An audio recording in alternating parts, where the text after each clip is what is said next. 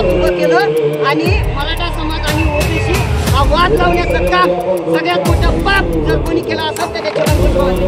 अखेरच्या छगन भुजबळांच्या सांगण्यावरून बोलतायत.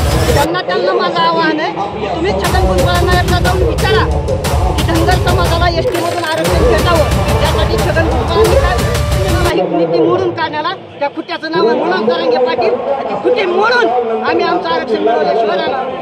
लक्ष्मण हाके म्हणतात की मराठा समाज जर ओबीसी मध्ये सामील झाला तर ओबीसी मधल्या कुठल्याच प्रजातीला जे आहे त्या आरक्षणाचा फायदा होणार नाही ओबीसीच्या आणि मराठ्यांना सुद्धा ओबीसी आरक्षणाचा फायदा होणार नाही. म्हणजे एवढ्या मोठ्या प्रमाणामध्ये त्यामध्ये लोक सामील होतील. आता त्यांच्याविषयी बोलायचं म्हणजे कसं आहे, ज्यांची 1500 मतांची लायकी आहे त्यांनी आमच्याविषयी बोलण्याची गरज नाही. त्यांचं जरी तसं म्हणणं असेल तरी तुमचं आरक्षण एसटी मधून तुम्हाला पाहिजे त्यासाठी आम्ही काल मनोज जरांगे पाटलांनी धाराशिव जिल्ह्यामध्ये जी रॅली झाली तिथं धनगर समाजाचं गेल्या 12 दिवसापासून आमरण उपोषण चालू आहे. तिथल्या उपोषणकर्त्यांची भेट घेतली आणि त्यांना आश्वासन दिलंय की महाराष्ट्रातला मोठा भाऊ म्हणून मराठा समाज हा धनगर समाजाच्या खांद्याला खांदा लावून उभा आहे. आणि जे ज्यांच्या सांगण्यावरून बोलत आहेत, लक्ष्मण हाकेच्या छगन भुजबळांच्या सांगण्यावरून बोलत आहेत, त्यांना माझं आव्हान आहे की तुम्ही छगन भुजबळांना एकदा जाऊन विचारा की धनगर समाजाला एसटी मधून आरक्षण भेटावं यासाठी छगन भुजबळांनी काय प्रयत्न केले. छगन भुजबळ आरक्षणाचं राजकारण करतात वाटते. 100% बघा मी तुम्हाला सांगतो, गेल्या वेळेस GS आंतरवाली सराटीला मराठ्यांचा महासभा झाली. अगदी महाराष्ट्रातला 3 कोटी मराठा समाज त्यावेळेस रस्त्यावरती उतरला. त्यावेळेस माझ्यासोबत गावगाड्यातला धनगर समाज असेल, ओबीसी समाज असेल, कोळी बांधव असतील, हा समाज आमच्यासोबत त्या रॅलीमध्ये होता. मात्र छगन भुजबळांना स्वतःच्या स्वार्थापोटी किंवा स्वतःला काहीतरी राजकारणामध्ये पद प्रतिष्ठा मिळवण्यासाठी त्यांनी गावखेड्यातल्या ओबीसी समाजाच्या कुठेतरी त्यांना भूलथापा देऊन त्यांना त्या ठिकाणी मराठ्यांच्या विरोधात उभं केलं आणि मराठा समाज आणि ओबीसी हा वाद लावण्याचं काम सगळ्यात मोठं पाप जर कोणी केलं असेल तर ते छगन भुजबळांनी.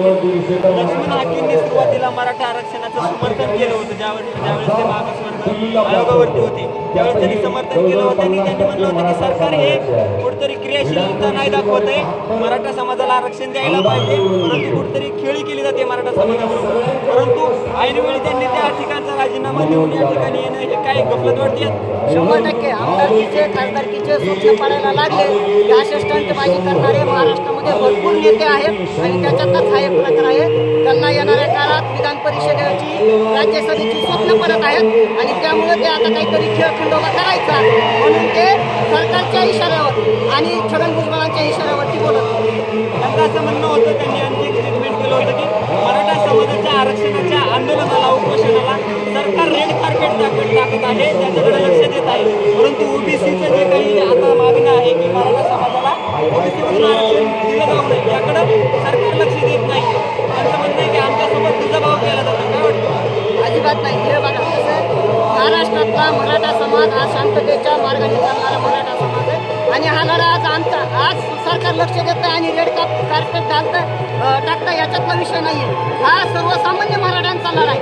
इथं कोणी कुठल्या एसीम गाडीमध्ये बसून आलेले नाही आहे. तुम्ही आज सगळी रॅली कव्हर करत आहात, तुम्ही बघत आहात ट्रॅक्टरमधून JCB मधून अक्षरशः टमटममधून मराठा समाज हा या ठिकाणी स्वतःच्या भाकरी घेऊन या ठिकाणी समाजात रस्त्यावरती उतरवलाय आणि तळमळ आमची मराठा समाजाची आहे म्हणून सरकारला त्याचं गांभीर्य आहे म्हणून ते दखल घेत असतो.